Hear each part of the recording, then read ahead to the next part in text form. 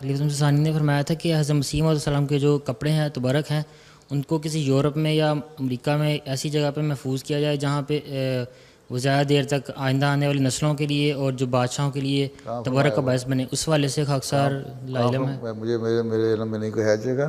کیوں جی تاریخ احمدیت کے گواہ ہے واقف ہیں؟ میں نے ایک ہفتہ پہلے قبل پڑھا ہے ابھی کس جگہ آیا تھا؟ خطبات ہاں محمود میں. تبرک ہے، تبرک تو نہیں اس کو محفوظ کرنے کے اس والے سے نہیں. اب تو وہ تبرک کن لوگوں کے پاس ہیں.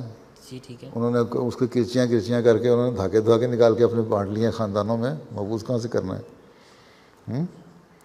ہاں بعض تبرکات ہیں، مثلا کوٹ ہے جو میں پہنتا ہوں، عالمی بیت پہ بھی پہنتا ہوں، وہ تبرک ہے. بلکہ اس کے علاوہ ہماری پھوپھی ہیں، ان کے پاس ایک کوٹ تھا حضرت مسیح السلام کو، وہ بھی انہوں نے مجھے بھیج دیا ہے.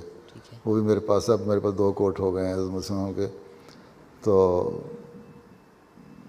وہ تبرکات ہیں. باقی جن لوگ پرائیویٹ لوگوں کے پاس جو تبرک ہیں وہ تو لوگوں نے آپس میں بانٹ مونٹ دیے ہیں، ان کو اب کس طرح روک سکتے ہیں؟ ٹھیک ہے. باقی تبرک یہی ہے کہ تعلیم جو ہے اس کو پھیلاؤ. جی ہاں.